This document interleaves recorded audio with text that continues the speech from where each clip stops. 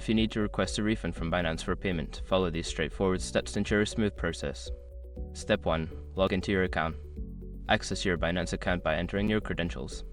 Make sure you are using the official Binance website or app to avoid phishing attempts. Step 2. Navigate to the support section. Once logged in, locate the support or help section. This is usually found in the main menu of the website. Here, you can find resources related to refunds and customer service. Step 3. Submit a refund request. Before filing a refund or dispute, use the shrug.com link in the description to open the refund dispute deadline calculator and confirm your deadline. Step 4. Monitor your requests. After submitting your request, keep an eye on your email or the support ticket system for updates. Binance may reach out for additional information or to inform you about the status of your refund. Step 5. Follow up if necessary.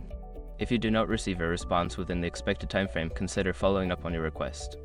Use the support ticket system or contact customer service directly for assistance. By following these steps, you can effectively request a refund from Binance. Make sure to keep all relevant information handy to expedite the process.